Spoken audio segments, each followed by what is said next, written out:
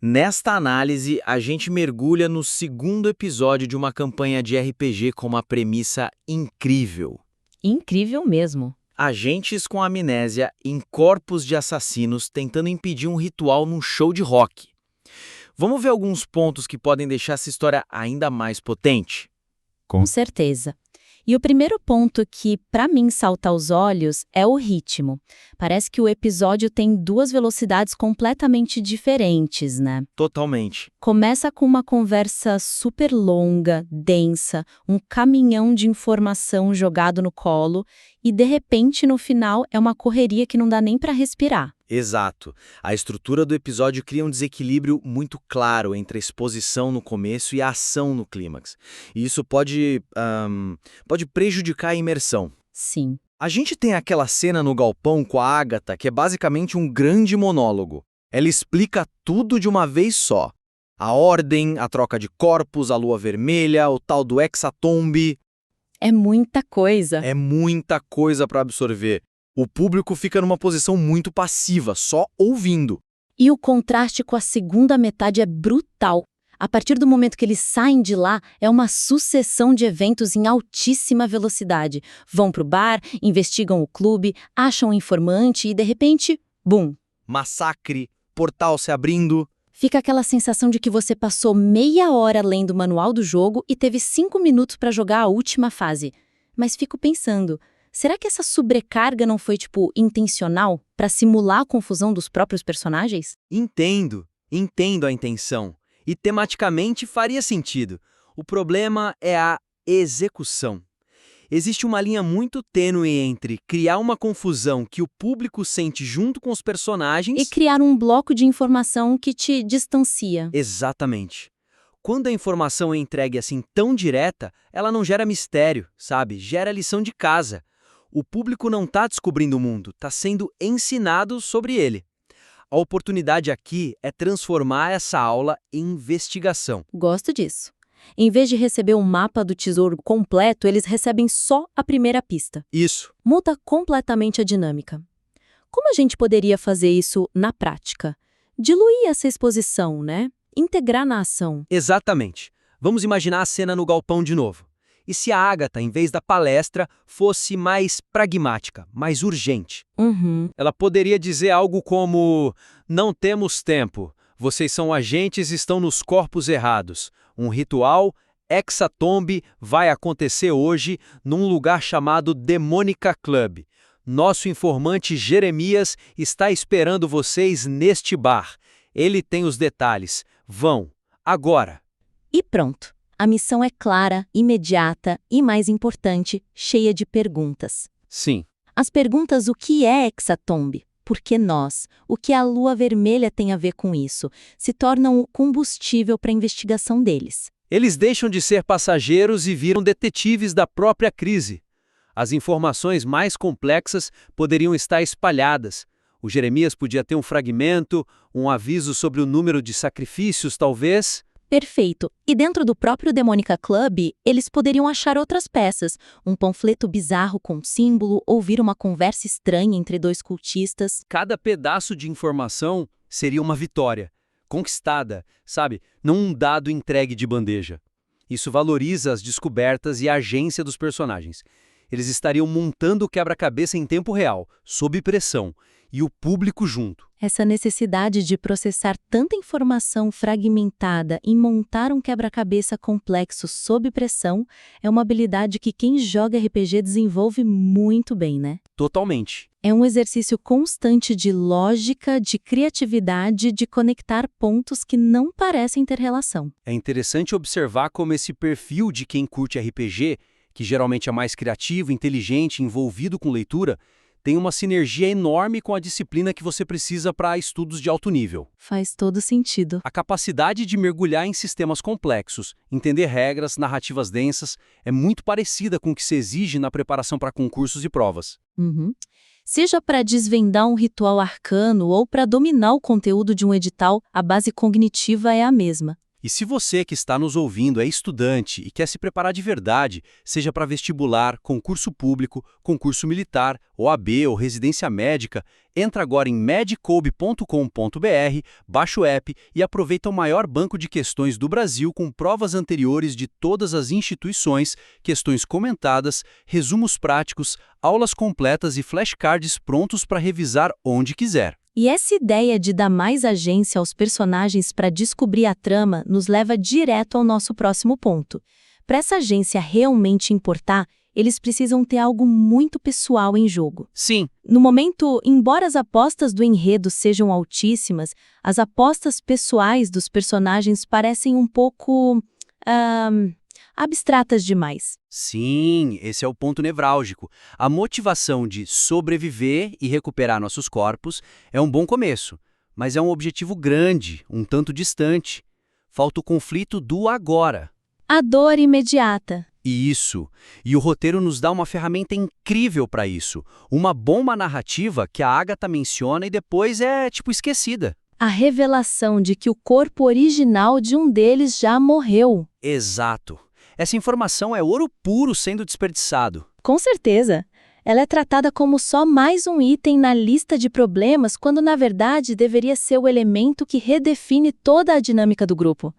Isso não é um fato, é um veneno psicológico que você injeta na equipe. Perfeito. A partir do momento em que eles sabem que um deles não tem para onde voltar, a confiança mútua é estilhaçada. Completamente. A pergunta, qual de nós já está morto, deveria assombrá-los a cada segundo. Transforma a cooperação numa necessidade frágil, sempre ameaçada pela paranoia. Sim, quem está agindo de forma mais imprudente é porque não tem mais nada a perder. Quem está mais desesperado por uma solução é porque sabe que não pode voltar. Cada interação, cada olhar de lado vira um possível jogo mental. E o público ficaria obcecado tentando adivinhar. E como a gente ancora isso de forma mais concreta, além da paranoia? A sugestão de explorar o trauma de habitar o corpo de um assassino parece um caminho muito fértil. Exatamente. O conflito não pode ser só externo, tem que ser interno, constante. Em vez de só mencionar que as habilidades dos assassinos podem surgir, vamos mostrar isso. Imagina a cena. Um dos personagens vai apertar a mão do informante, do Jeremias, e por um segundo ele sente um impulso, um conhecimento anatômico de como quebrar aquele pulso com o mínimo esforço. Ele recua, a mão tremendo, assustado com o próprio corpo. Nossa, isso é muito poderoso. Transforma o poder da intenção assassina de um simples bônus para uma barganha faustiana. Exato, uma barganha perigosa. Usar essa habilidade significa ceder um pouco mais de si mesmo para a mente do monstro que eles habitam. O poder passa a ter um custo psicológico real. De repente, a luta não é só contra o culto, mas contra si mesmos. E isso amarra tudo.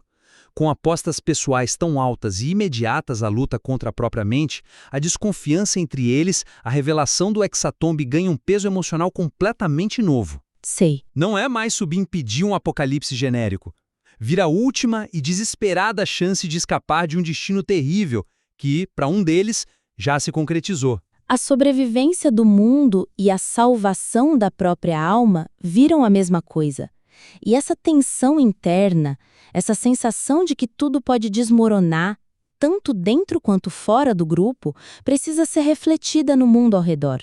Bom ponto. O que nos leva direto à transição entre a cena do bar e o massacre no clube. Isso. Essa transição é tonalmente muito abrupta e poderia ser preparada com mais elementos de prenúncio, para criar uma escalada de tensão mais orgânica, mais coesa. A gente sai de uma cena calma, de investigação, no bar Sovaco Seco. Eles estão conversando, pesquisando na internet. E na cena seguinte, eles são jogados num banho de sangue literal. Um caos absoluto. É um salto de 0 a 100 muito rápido. Entendo que o choque pode ser a intenção, mas tem uma diferença entre um choque que surpreende e um que quebra a suspensão de descrença, sabe? Sim, claro. Quando a escalada é tão íngreme, o evento parece mais aleatório do que uma consequência da jornada deles. É a diferença entre um jump scare, que te assusta por um segundo, e o terror de verdade que é construído pela antecipação. A narrativa precisa nos dar os degraus dessa escada. Exatamente. A sugestão é inserir elementos que preparem o terreno, que sussurrem para o público que o perigo está aumentando. E isso pode começar já no bar com o informante Jeremias. Como assim? Em vez de ele só descrever os transtornados, ele poderia estar visivelmente apavorado. Talvez ele pudesse compartilhar uma história curta e perturbadora sobre a violência que ele testemunhou numa daquelas festas. Sim, imagina se ele contasse com a voz trêmula. Eu vi um cara, ele não estava brigando, ele estava desmontando uma pessoa. Quais mãos? E os outros, eles estavam assistindo, comemorando. Nossa, uma frase assim já muda completamente o tom. O Demônica Club deixa de ser um simples show de rock e se torna um lugar fundamentalmente perigoso. A ameaça vira específica, visual. E essa construção de atmosfera pode continuar no trajeto até o clube. Em vez de ser só uma transição, a viagem pode ser uma cena. O que eles veem nas ruas. Talvez quarteirões estranhamente vazios, um silêncio pesado demais para uma sexta-noite perto de um show. Ou o contrário, uma agitação mais errada. Pessoas correndo para longe da direção do clube. Gosto da ideia do silêncio. Um silêncio opressor. E talvez eles pudessem ver detalhes mais sinistros. Marcas de sangue recentes na calçada. Uma viatura de polícia passando com as luzes acesas, mas sem a sirene, como se estivesse indo para algo que já acabou. Exato. São pequenos toques que criam uma sensação de apreensão, de que eles estão caminhando para o epicentro de algo terrível. E essa construção culminaria na chegada. A cena com segurança na porta é uma oportunidade de ouro. Em vez de ser só um obstáculo para um blefe, ele podia ser a primeira amostra da brutalidade do lugar. Ele podia estar humilhando alguém na fila ou agredindo uma pessoa por um motivo banal, como a crueldade explícita. Isso. Isso estabelece as regras do jogo imediatamente. Sinaliza para todo mundo. Aqui dentro, a violência não é exceção, é a norma. A partir daí, quando o massacre começa, ele não parece mais um evento que saiu do nada. Ele se torna um ápice inevitável de uma tensão que foi cuidadosamente construída. A explosão de violência vira a conclusão lógica da atmosfera que a narrativa criou. Em resumo, então, nossa análise sugere 3 áreas principais de foco para fortalecer ainda mais essa história. Primeiro, repensar a entrega da exposição. Isso. Diluiu aquele bloco de informações, integrando as pistas à ação, aumenta a agência dos personagens e transforma a descoberta em um processo ativo, em uma investigação. Segundo, aprofundar as apostas pessoais desde o começo. Ancorar o conflito na luta interna de habitar o corpo de um assassino e, principalmente, usar a incerteza da morte do corpo original para criar paranoia e desconfiança no grupo. E, por fim, suavizar as transições tonais, especialmente antes dos momentos de alta intensidade. Usar prenúncio e construção de atmosfera para criar uma escalada de tensão mais gradual, coesa e, no final das contas, muito mais impactante. Foi um material realmente fascinante de analisar com um potencial imenso. Sem dúvida. Se aplicar alguma dessas sugestões ou explorar esses caminhos, a gente vai ficar muito feliz em revisitar a obra para uma nova discussão.